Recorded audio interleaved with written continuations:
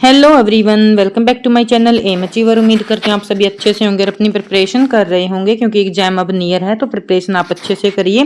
जैसा कि आप सभी जानते हैं कि मैंने आपको आदिकाल करवा दिया, भक्तिकाल करवा दिया और आधुनिक काल करवा दिया। अब हमारा रहता था रीतिकाल। आज मैं आपको रीतिकाल करवा दूंगी, ठीक है। तो रीतिकाल के बाद जब हम आगे क्या करेंगे, पीवाईक्यू प्रैक्टिस करेंगे और गद्य की विदाएं करेंगे, ठीक है। तो आज की जो पीडीएफ है इसमें मैं आपको एक एक पॉइंट अच्छे से समझा पाऊंगी। जिसको हिंदी साहित्य ये लगता है डिफिकल्ट है, उसके अकॉर्डिंग बहुत ही इजी और सिंपल लैंग्वेज में आपके लिए समझाने के लिए ये मैं बना के लेके आई हूँ जो पीडीएफ है। तो इसको आप जब पढ़ोगे तो आपको एक एक पॉइंट अच्छे से समझ में आएगा, ठीक है। तो रीति क्या होता है, रीतिकाल को रीतिकाल क्यों कहा जाता है, हर एक क्वेश्चन आपका आंसर यहाँ पर अच्छे से मिलेगा। तो यदि किसी का इंटरव्यू है तो वहां के लिए आपके यहाँ से क्वेश्चन अच्छे प्रिपेयर हो जाएंगे, जैसे इंटरव्यू में क्वेश्चन पूछे जाते हैं। तो हिंदी साहित्य में आदिकाल एक परिचय, तो आदिकाल के बारे में अब हम पढ़ लेते हैं। तो आदिकाल का अर्थ क्या होता है, सबसे पहले हम भी कोई भी रचना पढ़े या फिर कोई काव्य पढ़े या फिर कोई ग्रंथ पढ़े तो सबसे पहले हमें उसके बारे में पता होना चाहिए। जैसे आदिकाल पढ़ते हैं तो आदिकाल को आदिकाल क्यों कहा जाता है, भक्तिकाल को भक्तिकाल क्यों कहा जाता है, इसी प्रकार रीतिकाल को रीतिकाल क्यों कहा जाता है, हमें ये भी पता होना चाहिए। और रीति का अर्थ क्या होता है ये भी पता होना चाहिए, ठीक है। मैं बिल्कुल बेसिक से पढ़ाऊंगी। रीति का यहाँ पर अर्थ देखिए क्या होता है, साहित्य के संदर्भ में रीति का अर्थ काव्य रचना या पद्धति या मार्ग होता है, ठीक है। यहाँ पर जो साहित्य है वहां में रीति का अर्थ क्या होता है, कोई मार्ग, काव्य की रचना या पद्धति या मार्ग, जिसमें काव्य की रचना की जाती है, किसी पद्धति के आधार पर की जाती है, किसी मार्ग के आधार पर की जाती है, उसे कहते हैं रीति। संस्कृत काव्य शास्त्र में रीति का अर्थ है विशिष्ट पद रचना की रीति, ठीक है। जो संस्कृत में काव्य शास्त्र है उसमें रीति का अर्थ क्या दिया गया है, विशिष्ट पद रचना रीति, ठीक है। किसी पदों की रचना करना, किसी रीति के आधार पर पद लिखना, काव्य लिखना, उसको कहा जाता है रीति काव्य शास्त्र में। इसका अर्थ होता है अर्थात विशिष्ट प्रकार के शब्दों से पिरोकर काव्य रचना करता है। विशिष्ट प्रकार के शब्द मतलब जो काव्य है उसके अंदर अलंकारों का प्रयोग करना, छंदों का प्रयोग करना और उदाहरणों का प्रयोग करना, उसको बोल जाता है विशिष्ट प्रकार के शब्दों का प्रयोग करके काव्य की रचना करना। उम्मीद करते हैं आप अच्छे से समझ गए होंगे। उसके बाद रीतिकाल को रीतिकाल क्यों कहा जाता है, आपके मन में जो क्यूरियोसिटी होगी वो आज दूर हो जाएगी। यदि आपसे कोई क्वेश्चन पूछ भी ले एग्जामिनर तो आप अच्छे से आंसर दे पाओगे कि रीतिकाल को रीतिकाल क्यों कहा जाता है। मैं वही क्वेश्चन लेके आती हूँ जो मुझसे कहीं ना कहीं पूछे गए हैं और जो मेरे अंदर डाउट क्रिएट करते हैं। तो यहाँ पर समझिए, इस काल में रीतिकाल इसलिए कहा जाता है क्योंकि इस युग में रीति ग्रंथों की क्या थी, प्रधानता थी। अब जो भी एग्जाम हुए हैं केवीएस एनवीएस, तो यदि वहां पर इंटरव्यूअर आपसे पूछता है तो रीतिकाल को रीतिकाल क्यों कहा जाता है, तो आप अच्छे से बता सकते हैं कि इस काल में रीतिकाल इसलिए कहा जाता है क्योंकि इस युग में रीति ग्रंथों की क्या थी, प्रधानता थी। और एक आपको बता दूं, यदि आप नेक्स्ट टाइम कभी केवीएस का रिटर्न दोगे, एनवीएस का रिटर्न दोगे या फिर ईएमआर का रिटर्न दोगे तो वहां पर क्या है, तो रिटर्न के अंदर सीधे सीधे क्वेश्चन पूछ ले जाते हैं, आपसे पूछ लिया जा सकता है रीतिकाल को रीतिकाल क्यों कहा जाता है, ठीक है। जैसे अब की बार ईएमआर में पूछा था पृथ्वीराज को बड़ा ग्रंथ क्यों कहा जाता है।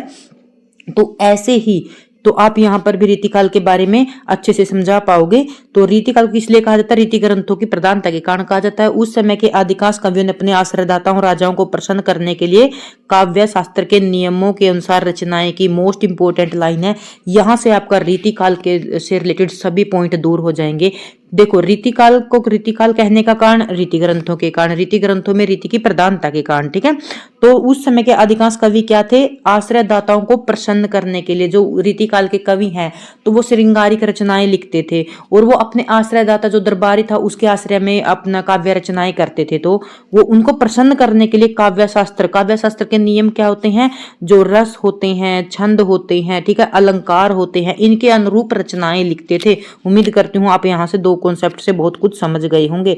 तो रीतिकाल के नामकरण से क्वेश्चन आ जाते हैं तो वो आप अच्छे से समझिए। रीतिकाल को रीतिकाल किसने कहा था, रामचंद्र शुक्ल ने कहा था। और कारण क्या था कहने का ये भी समझ लीजिए।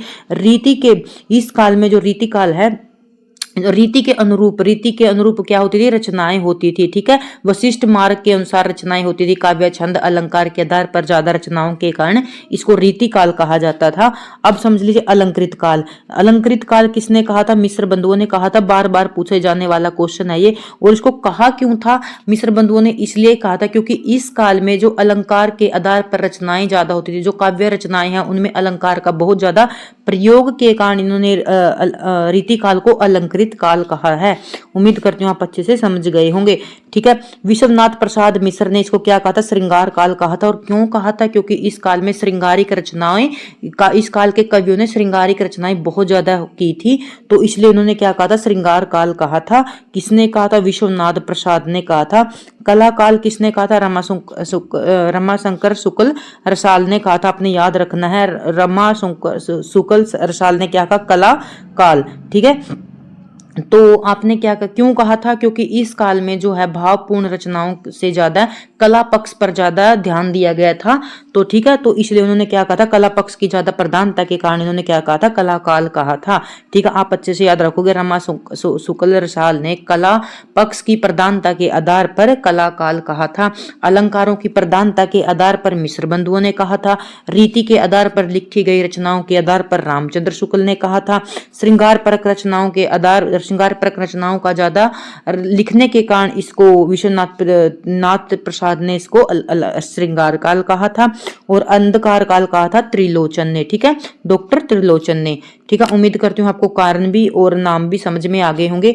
और यदि आपसे पूछ लिया जाए रीति काव्य किसने कहा था, तो इसके अंदर नहीं है, मुझे अभी याद आया, तो जॉर्ज ग्रियर्सन ने इसको क्या कहा था, तो इसको क्या कहा था, वो कहा था जॉर्ज ग्रियर्सन ने इसे रीति काल कहा था। आप अच्छे से याद कर लेना, मैंने यहाँ पर लिख दिया है।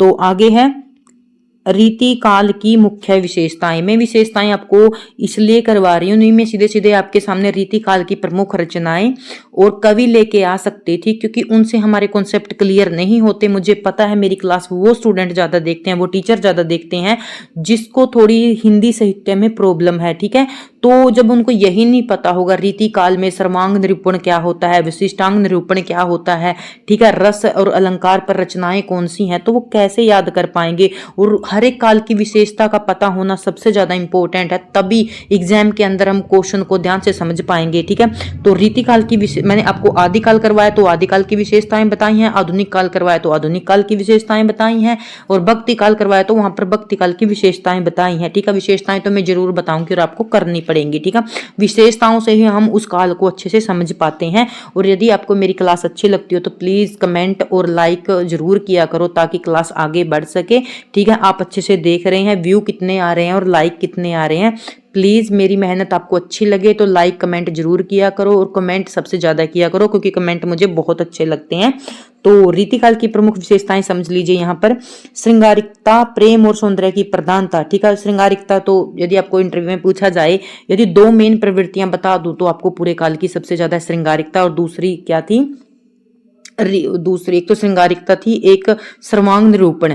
ठीक है, दो इसकी प्रमुख विशेषताएं थी। ठीक है, तो दरबारी संस्कृति, क्यों उस समय के जितने भी कवि थे, चाहे मतीराम है, बिहारी है और देव है, सभी क्या थे, भूषण है, सभी क्या थे, किसी न किसी राजा के दरबार में क्या थे, आश्रित कवि थे। ठीक है, तो उस समय क्या थी, यदि आपसे पूछ ले जाए, दरबारी संस्कृति थी, राजाओं की प्रशंसा पर काव्य लिखा जाता था। और सच बताऊं तो मैं लेके क्यों आई हूँ, क्योंकि मेरा जब मैंने इंटरव्यू, कॉन्ट्रेक्चुअल इंटरव्यू दिया था सेकेंड टाइम, तो उन्होंने मुझसे रीति काल की विशेषताएं पूछी थी। ठीक है, तो मैंने रीति काल की विशेषताएं वहां से मैंने पहले पढ़ी हुई थी, अच्छे से बता के आई थी, फिर आके मैंने दोबारा से याद की। ठीक है, तो रीति काल की विशेषताओं से वो उनको पूछने का कारण यही था कि ये रीति काल के बारे में जानती है, रीति काल है क्या, उसमें प्रधानता किसकी थी। ठीक है, तब आपको पता चल गया। तो रीति काल में किसकी प्रधानता थी, श्रृंगारिकता थी। उस समय के जो दरबारी कवि थे, ठीक है, वो दरबारी संस्कृति प्रचलित थी उस समय, लक्षण ग्रंथों की बहुत ज्यादा प्रधानता थी। ठीक है, काव्य शास्त्र के अनुसरण जो और काव्य, यदि आपसे लक्षण ग्रंथ पूछ लिया जाए क्या होते हैं, लक्षण ग्रंथ वो होते हैं जो काव्य के अंगों के अनुरूप रचनाएं लिखी जाती हैं, काव्य के जो शास्त्र के अनुसरण करके जो रचनाएं लिखी जाती हैं उन्हें लक्षण ग्रंथ कहते हैं। ब्रजभाषा उत्कर्ष, इस काल में ब्रजभाषा क्या थी, अपने शिखर के ऊपर थी। ठीक है, सबसे ज्यादा उत्कर्ष के ऊपर थी ब्रजभाषा। फिर मुक्तक काव्य, मुक्तक शैली की प्रधानता थी। ठीक है, जो रीति काल में क्या थी, मुक्तक छंद की क्या थी, प्रधानता थी।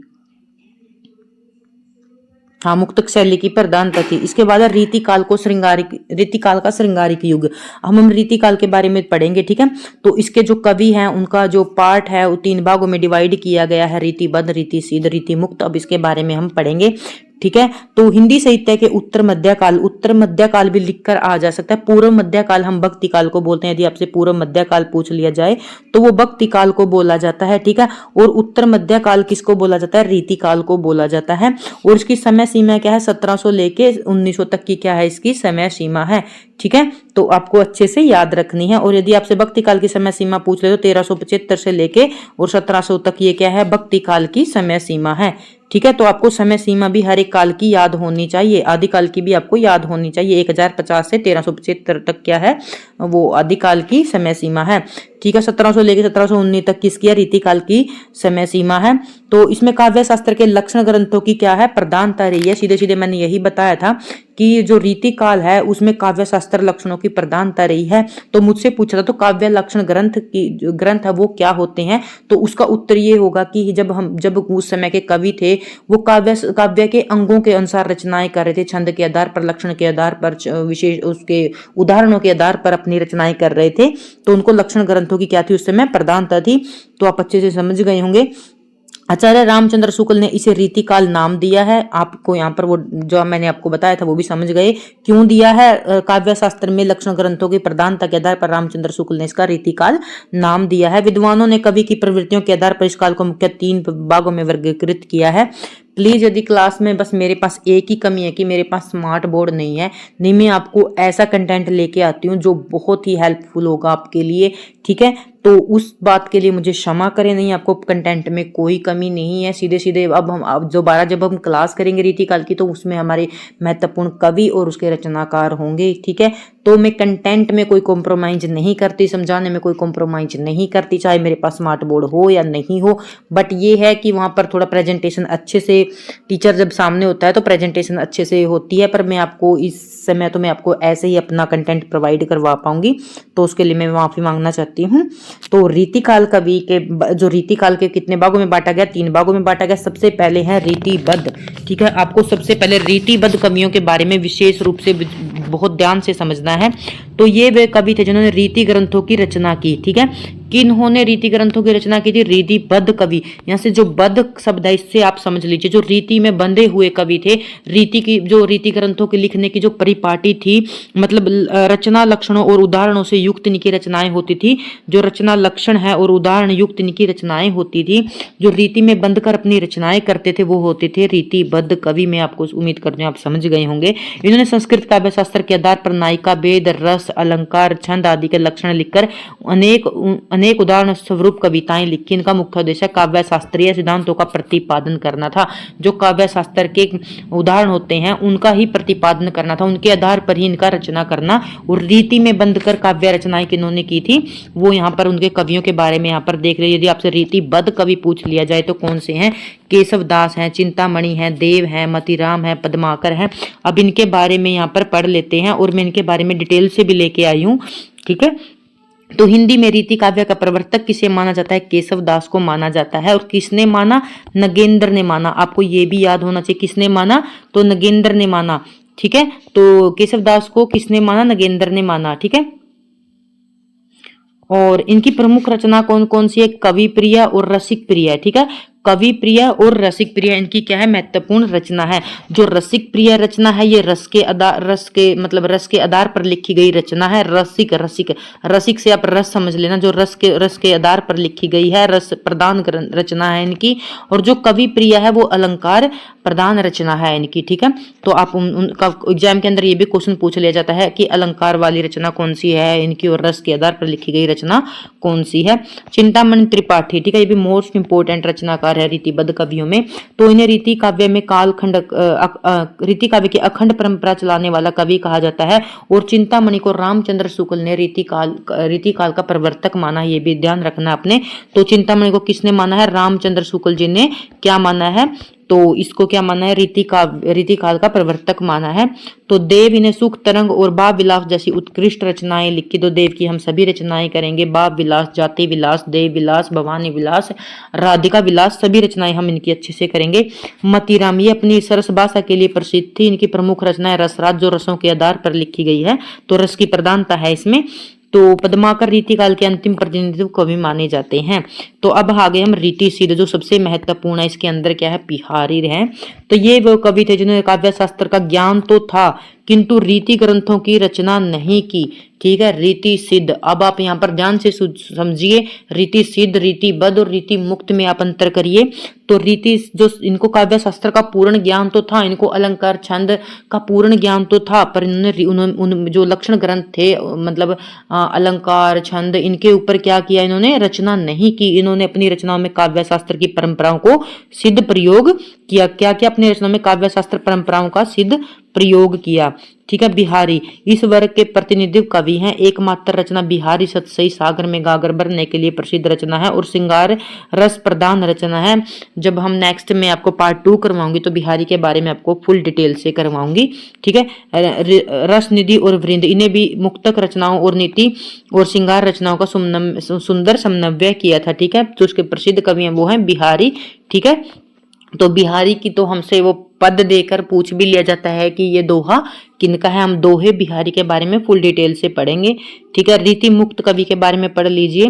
तो आजकल मतलब 2 साल से ये ज्यादा ट्रेंडिंग में है, रीति मुक्त से क्वेश्चन पूछे जाते हैं। ये वो कवि हैं जो रीति की बंदी बंधाई परिपाटी से पूर्णतः मुक्त थे। जो रीति मुक्त के कवि हैं ना, रीति परंपरा की साहित्यिक रूढ़ियों से मुक्त रचनाएं लिखी। यहाँ पर जो साहित्यिक रचनाएं थी, रूढ़ियों में बंधकर, जो अलंकार छंद आदि में बंधकर रचनाएं करते थे रीतिबद्ध कवि, तो इन्होंने क्या किया, वो उस परिपाटी से तोड़कर स्वतंत्र होकर मुक्त होकर अपनी रचनाएं लिखी। उम्मीद करती हूँ आप यहाँ से अच्छे से समझ गए होंगे। इन्होंने आपसे पूछ सकते हैं रीति मुक्त और रीति सिद्ध और रीति बद्ध कवियों में अंतर बताइए। रीति मुक्त कवियों को रीति मुक्त कवि क्यों कहा जाता था, आप अच्छे से बताना वहां पर कि जो रीति परंपरा में साहित्यिक रूढ़ियों से मुक्त रचनाएं उन्होंने लिखी थी। समझे, जो रीति परंपरा क्या होगी, जो रीति की परंपरा थी, लक्षण उदाहरण अलंकारों में रचनाएं करते थे, उस परिपाटी को छोड़कर जो रीति मुक्त होकर रचनाएं की, उन्हें रीति मुक्त क्या कहते हैं, कवि कहते हैं। इन्होंने न तो लक्षण ग्रंथ लिखे और न ही शास्त्रीय बंधनों को स्वीकार किया। इनकी कविता हृदय की सच्ची अनुभूति, प्रेम की पीर और स्वच्छंदता से ओतप्रोत थी। ठीक है, बहुत ही महत्वपूर्ण यहाँ पर पॉइंट लिखे हैं, आप यहीं से इनके बारे में अच्छे से समझ गए होंगे। जो गणानंद था, जो इनकी प्रेमिका छोड़ के चली जाती है, तो इनके अंदर जो प्रेम की विरह की भावना होती है, उसके आधार पर जो सच्ची अनुभूतियां थी, उनके आधार पर इन्होंने अपनी रचनाएं लिखी थी। ठीक है, तो जब हम बाद की क्लास करेंगे तो वहां पर गणानंद के बारे में भी डिटेल से पढ़ेंगे। गणानंद, इन्हें साक्षात रस मूर्ति कहा जाता है। इनकी कविता में प्रेम और सात्विकता और विरह की वेदना है। ठीक है, आलम के बारे में, आलम अपनी प्रेमिका से प्रेम में रचे बसे कवि थे। बोधा इनकी विरह वारिश पुस्तक काव्य में श्रेष्ठ उदाहरण है। याद कर लीजिए बोधा की कौन सी कवि रचना है, विरह वारिश, और मैं इनकी सभी रचनाएं आपको अच्छे से करवाऊंगी। ठाकुर, इनकी रचनाओं में स्वाभाविकता और खरी खरी बात कहने की क्या है, शैली है। अब रीति मुक्त और इनकी जो तुलना है वो देख लेते हैं। तो जो रीतिबद्ध कवि हैं वो लक्षण ग्रंथों की रचना में नियमबद्धता है। और इनके जो रीतिबद्ध कवि कौन कौन से, केशवदास, देव, मतीराम, ये क्या है, रीतिबद्ध कवि हैं। रीति सिद्ध कौन से, लक्षण ग्रंथ नहीं पर परंपरा का ज्ञान था। लक्षण ग्रंथ नहीं लिखे पर ये परंपरा को अच्छी तरह जानते थे, वो कौन है, बिहारी हो गए। ठीक है, बिहारी सतसई इनकी बहुत ही फेमस रचना है, बहुत ही प्रसिद्ध रचना है। रीति मुक्त, स्वच्छंद प्रेम शास्त्रीय नियमों का अभाव, आलम, बोधा और ठाकुर, ये ठीक है क्या है, ये 3 क्या है, रीति मुक्त कवि हैं। ठीक है, तो रीतिकाल का साहित्य व स्वर्ण युग है, जहां एक और अलंकारों और छंदों का सूक्ष्म विश्लेषण मिलता है, तो दूसरे गणानंद जैसे कवियों की हृदय स्पर्श भावना हमें मिलती है। यह काल भारतीय संस्कृति के श्रृंगार और कलात्मक पक्ष को जीवित रखता है। और यहाँ पर कलात्मक पक्ष किसने माना था, कलात्मक भाव की प्रधानता होने के कारण किसने माना, रमाशंकर शुक्ल रसाल ने इसको कलाकाल कहा था। ठीक है, तो उसके बाद हम चलते हैं रीतिकाल में रीतिबद्ध कवि हैं, इनके बारे में पढ़ते हैं। ठीक है, मैंने आपको करवा दिया, फिर थोड़ा और डिटेल से करते हैं। हिंदी साहित्य में रीतिकाल कवियों का वर्गीकरण उनकी रचना पद्धति व काव्य के प्रति दृष्टिकोण के आधार पर किया गया है। रीतिबद्ध वे कवि हैं जिन्होंने आचार्य बनकर काव्य के अंग जैसे रस, अलंकार, छंद, नायिका भेद का लक्षण ग्रंथ लिखा और उन्हें उन्हीं लक्षणों को पुष्ट करने के लिए उदाहरण स्वरूप कविताएं भी लिखी। रीतिबद्ध कवियों के बारे में पढ़ लीजिए। यहाँ पर रीतिबद्ध कवियों को क्या कहा जाता था, आचार्य कहा जाता था, ये अच्छे से जान लीजिए। जो रीतिबद्ध कवि हैं, केशव है, चिंतामणि है, मतीराम है, इनको क्या कहा जाता था, आचार्य कहा जाता था। इनका मुख्य उद्देश्य काव्य शास्त्र के नियमों को हिंदी में व्यवस्थित करना था। वे दरबारी संस्कृति से गहरे जुड़े हुए थे। क्या था ये? दरबारी संस्कृति से गहरे जुड़े हुए थे। अपने राजाओं या आश्रयदाताओं को काव्य शास्त्रीय शिक्षा देने का उद्देश्य लक्षण ग्रंथों का रचना करना था। उम्मीद करती हूँ आप अच्छे से समझ गए होंगे। अब जो रीतिबद्ध कवि हैं उनकी विशेषताएं देख लीजिए। शास्त्रोक्त पद्धति, इनकी को क्या पद्धति? शास्त्रोक्त पद्धति। वे कवि संस्कृत के काव्य शास्त्रीय नियमों का पालन करते हुए हिंदी में ग्रंथ लिखते थे। मैंने आपको अच्छे से समझा दिया। लक्षण और उदाहरण इनकी महत्व, हर एक ग्रंथ में लक्षण और उदाहरण देते थे ये काव्य रचनाओं में। इनकी रचना पद्धति का मुख्य स्वरूप था पहले किसी काव्य अंग या लक्षण देना और फिर उसका उदाहरण में कविता प्रस्तुत करना। आश्रयदाताओं की प्रशंसा बहुत फेमस रहा है इनकी ये कोटेशन कि जो रीति काल के कवि हैं वो आश्रयदाता की प्रशंसा करना अपना परम कर्तव्य समझते थे। चूंकि वे कवि राजा दरबार में रहते थे इसलिए शास्त्र चर्चा करने के साथ साथ अपने आश्रयदाता की प्रशंसा करना इनका मुख्य उद्देश्य था। ठीक है, जब भी आपसे रीति काल की प्रवृत्तियां पूछी जाए तो श्रृंगारिकता और आश्रयदाता की प्रशंसा और अलंकारिक भाषा के बारे में तो आप कभी नहीं भूलोगे। 4 और 1 ब्रज भाषा, ये आपने कभी नहीं छोड़नी है। ठीक है, श्रृंगारिकता, अलंकारिकता और आश्रयदाता की प्रशंसा और भाषा। ठीक है, ये 4 बता के आप अच्छा इंप्रेशन अपना इंटरव्यू में डाल सकते हैं या फिर कोई रिटर्न एग्जाम के अंदर। ठीक है, तो अलंकारिक भाषा क्यों? अलंकृत काल भी इन्होंने किसने बोला था? अलंकारिकता के प्रदान के आधार पर इनको मिश्र बंधुओं ने क्या बोला था? अलंकृत काल कहा था। इनकी भाषा अत्यंत परिष्कृत, अलंकृत और ब्रज भाषा थी। इनमें तत्सम शब्दों का अधिक प्रयोग किया जाता था। श्रृंगारिकता, इनका प्रधान रस श्रृंगार है। उन्हें नायक नायिका के विरह मिलन का वर्णन शास्त्रीय दृष्टिकोण से किया है। ठीक है, रीतिबद्ध कवियों और उनकी रचनाएं देख लीजिए। जो चिंतामणि की कवि है कवि कल्प तरु, इनकी रचना बहुत महत्वपूर्ण रचना है। स्टार लगा जी, आपको पता होना चाहिए। काव्य विवेक इनकी रचना है। मतीराम की रसराज जो रस के आधार पर लिखी गई है। ललित ललाम जो अलंकार के आधार पर लिखी गई, इसमें अलंकार की प्रधानता है। मतीराम ये इसके नाम की इसकी सच्चाई है। देव की बाब विलास, भवानी विलास, अष्टयाम। ठीक है, ये रचनाएं भी आपको याद होनी चाहिए। कलुपति मिश्र की रस रहस्य बहुत ज्यादा पूछी जाने वाली रचना है। भिखारी दास की आपको सभी रचनाएं करनी है। ठीक है, काव्य पर निर्णय, श्रृंगार, निर्णय, रस, सारांश। ठीक है, तीनों रचनाएं इसकी अच्छे से याद होनी चाहिए। ठीक है, ये सभी मोस्ट इंपोर्टेंट रचनाएं मैं आपके लिए लेके आई हूँ। पद्माकर की जगत विनोद पूछी जाती है। गंगा लहरी इनकी पूछी जाती है। पद्मावरण पूछी जाती है। ये तीनों रचनाएं इसकी भी आपको 100% याद होनी चाहिए। अब आ गया कवियों का संक्षिप्त विवरण। मैं आपको करवा चुकी हूँ। चिंतामणि के बारे में मैंने आपको बताया था, पर दोबारा से पढ़ लीजिए ताकि आपको अच्छे से लंबे समय तक याद रहे। इन्हें हिंदी में रीति खंड की अखंड परंपरा चलाने वाला कवि माना जाता है। आचार्य रामचंद्र शुक्ल ने इन्हें रीति काल का प्रवर्तक माना है। वहां पर आचार्य रामचंद्र शुक्ल ने किसको प्रवर्तक माना नहीं लिखा था, तो मैं इसलिए दोबारा से यहाँ पर लेके आई हूँ, क्योंकि एग्जाम के अंदर पूछ लिया जाता है कि आचार्य रामचंद्र शुक्ल ने रीति काल का प्रवर्तक किसे मानता है? चिंतामणि को माना है। तो मतीराम वे अपनी सरसता के लिए प्रसिद्ध थे। इनकी ललित अलंकार ग्रंथ है। देखो अभी मैंने बताया था यहाँ पर भी है कि ललित अलंकार ग्रंथ है और जो अत्यंत लोकप्रिय रहा है। ललित ललाम बहुत बार पूछे जाने वाला क्वेश्चन है, स्टार लगा लीजिए। देव जो कवि हैं, देव कवि रीति काल के अत्यंत सूक्ष्म निरीक्षण करता है। उन्हें सुख सागर, तरंग, भाव विलास जैसी कालजयी रचनाएं दी। वे कल्पना की समार शक्ति और भाषा प्रवाह के लिए जाने जाते हैं। ठीक है, भिखारी दास ये सर्वांग निरूपण कवि हैं। सर्वांग निरूपण के बारे में आपको बता दूं, सर्वांग निरूपण होता है सर्व माने सब, जो रीति काव्य है, जो लक्षण ग्रंथ होते हैं उनमें अलंकार, छंद और नायक नायिका भेद के आधार पर सभी रचनाएं कर सकते हैं, उसको बोलते हैं सर्वांग निरूपण। सभी रचना अपने काव्य में सभी के आधार पर रचनाएं करना। इन्हें काव्य के लगभग सभी अंगों का विवेचन अपने ग्रंथों में किया है। इसके उदाहरण बहुत सरल और प्रभावी होते हैं। पद्माकर, ठीक है, अभी हम पद्माकर की रचनाएं करके आए हैं। ये रीतिबद्ध के काल के अंतिम महान कवि माने जाते हैं। इनकी भाषा अद्भुत लयात्मक और प्रवाह है। इनकी जगत विनोद रचना रसों का निरूपण के लिए श्रेष्ठ मानी जाती है।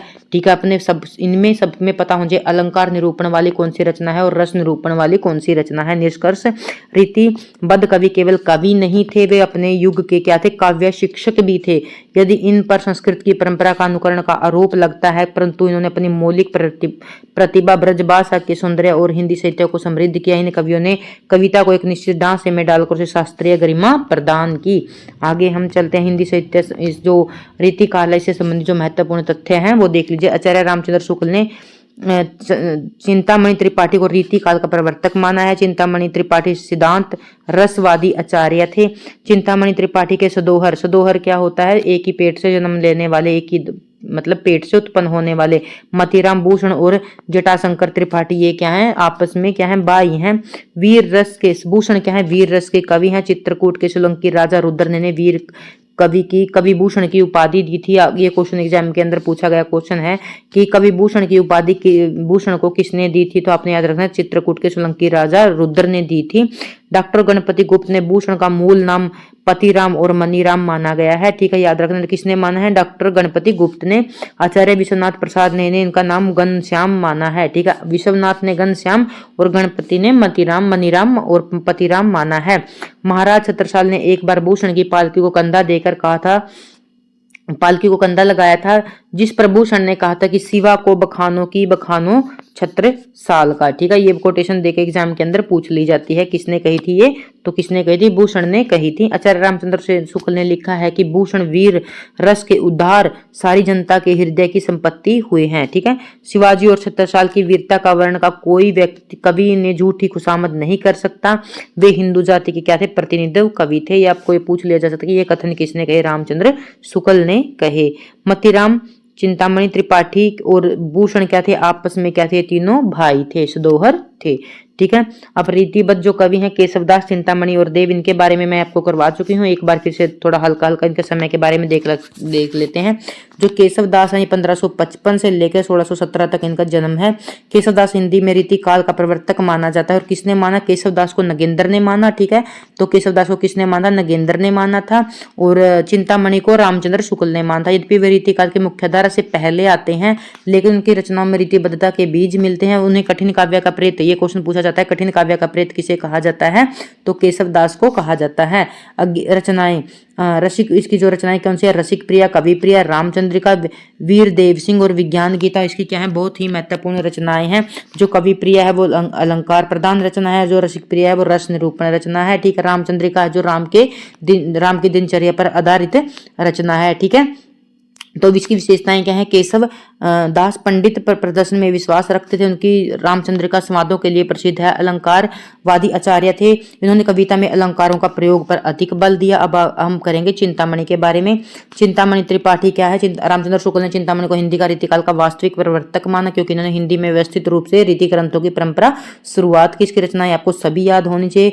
कवि, कल्पतरु, काव्य विवेक, श्रृंगार मंजरी और रामायण क्या है, इसकी चिंतामणि की रचनाएं हैं। विशेषताएं, चिंतामणि की कवि कल्पतरु एक अत्यंत प्रसिद्ध ग्रंथ है। इसमें उन्होंने काव्य के विभिन्न अंगों का विस्तृत निरूपण किया है। वो एक सुलझे हुए कवि और आलोचक थे। उन्होंने लक्षण और उदाहरण पद्धति का हिंदी में सुदृढ़ किया है, ठीक है।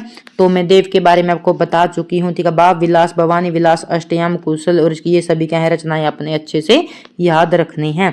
उसके बाद जो रीतिकाल है, इसकी प्रमुख विशेषताओं के बारे में करते हैं। इसकी प्रमुख विशेषताएं जब भी आपसे एग्जाम के अंदर पूछी जाए या फिर कभी भी आपसे रिटन एग्जाम दो या फिर अब भी के आप एचटेट दे रहे हो या भी कोई भी एग्जाम दे रहे हो, तो विशेषताएं हो आएंगी, तभी आप ऑप्शन को अच्छे से निगलेक्ट कर पाएंगे। समय सीमा मैंने आपको इसकी करवा दी है, ठीक है। तो इसको श्रृंगारिकता इसकी सबसे प्रमुख विशेषता रही है। रीतिकाल की सबसे प्रधान प्रवृत्ति श्रृंगार है।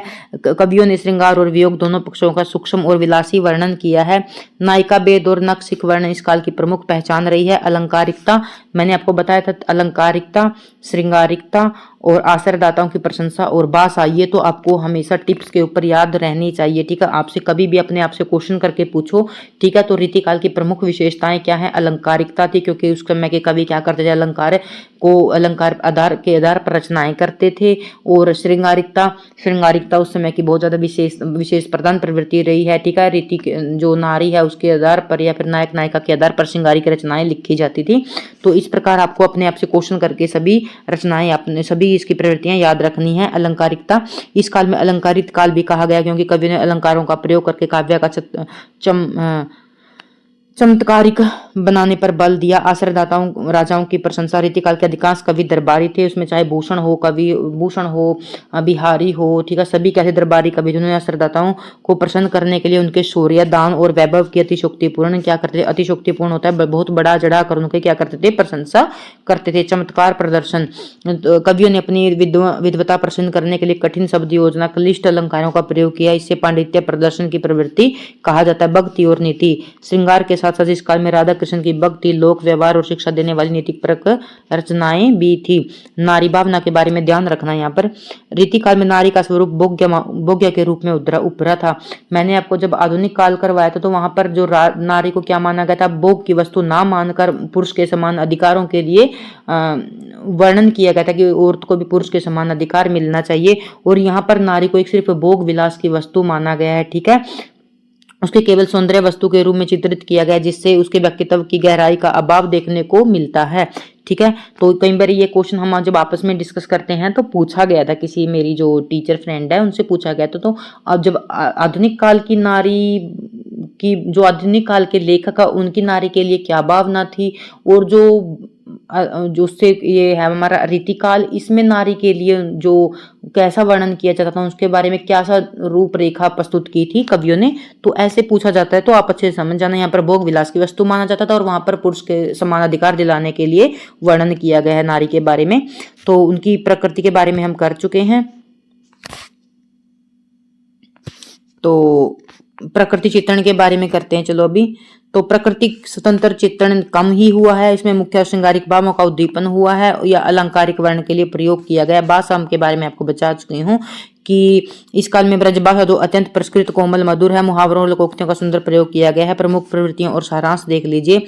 श्रृंगार, ठीक है। मुख्य विशेषता क्या थी? श्रृंगार, संयोग, वियोग, विलासी चित्रण। अलंकार, काव्य में सजावट और चमत्कार के लिए काव्य का प्रयोग, अलंकार का प्रयोग किया जाता था। अलंकार का आप यहाँ पर क्वेश्चन माइंड के अंदर क्रिएट करिए। अलंकार का प्रयोग क्यों किया जाता? काव्य में सजावट और चमत्कार उत्पन्न करने के लिए अलंकार का प्रयोग किया जाता था, ठीक है। तो आश्रयदाता, राजाओं के अतिशोक्तिपूर्ण गुणगान किया जाता था। भाषा, परिष्कृत ब्रज भाषा उत्कृष्ट प्रयोग किया जाता था। ये चारों पॉइंट आपको अच्छे से याद होने चाहिए। मैंने आपको पहले भी बताया था कि कहीं भी आपसे कुछ भी पूछ लाएं, श्रृंगार, अलंकार, आश्रयदाता और भाषा, इन पॉइंट को आपको कभी नहीं भूलना है, ठीक है। तो उसके बाद है हमारा रीति काल के बारे में प्रमुख प्रवृत्ति देख लीजिए।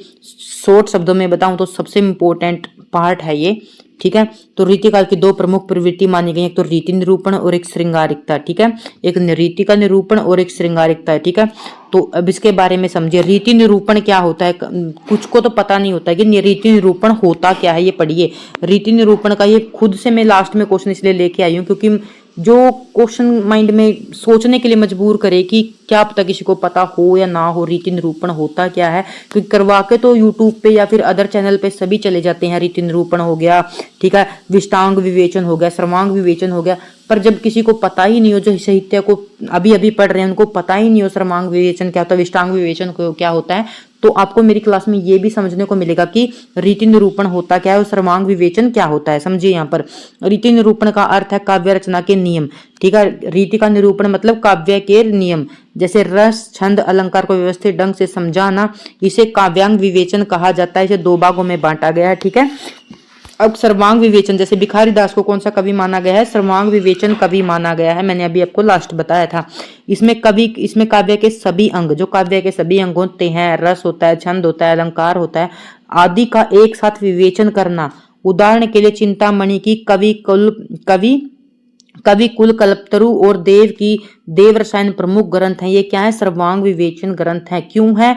क्योंकि जो कवि कल्पतरु है इसमें काव्य के सभी रस, छंद, अलंकार सभी का एक साथ विवेचन किया गया है। उम्मीद करती हूँ आप अच्छे से समझ गए होंगे, ठीक है। तो उसके बाद है विशिष्टांग विवेचन, ठीक है। विशिष्टांग विवेचन मतलब विशिष्ट, ठीक है, स्पेशल। इसमें कवि केवल किसी एक या दो अंगों का विवेचन करता है। इसमें जो काव्य के अंग हैं सभी का विवेचन ना करके सिर्फ एक या दो विवेचन के आधार पर अपनी काव्य रचना करता है। इसमें श्रृंगार रस पर विशेष ध्यान दिया जाता है।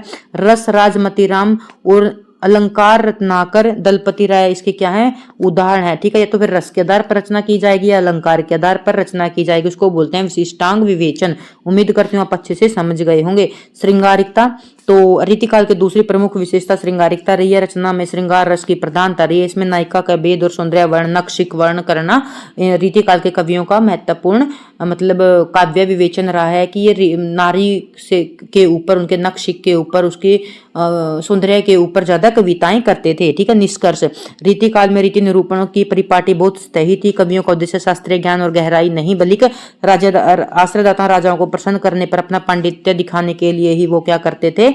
अपनी रचनाएं रचते थे। ठीक है, उम्मीद करती हूँ आपको ये क्लास अच्छे से समझ में आई होगी।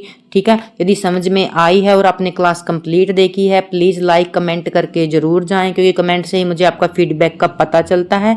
ठीक है, यदि आपको क्लास अच्छी लगे तो ज़रूर सब्सक्राइब करें, यदि ना लगे तो फिर आप अपना टाइम वेस्ट ना करें, आप कहीं पर अच्छे से पढ़ सकते हैं, क्योंकि ये टाइम दोबारा लौट कर नहीं आता। फिर भी मैंने आपको इस क्लास के अंदर हर एक पॉइंट को समझाने की कोशिश की है, जैसे हम छोटी क्लास के स्टूडेंट को पढ़ाते हैं, ताकि उसको सब कुछ समझ में आए, क्योंकि जब नींव मजबूत होगी तो बिल्डिंग तभी मजबूत होगी। इसलिए मैं आपको सब कुछ बहुत बहुत आसानी से मतलब सरल समझा कर फिर मैं कठिन की ओर आपको लेके जाती हूँ, तो आपको अच्छे से समझ आए, फिर आपकी समझ अच्छी बने। ठीक है, thank you watching my video.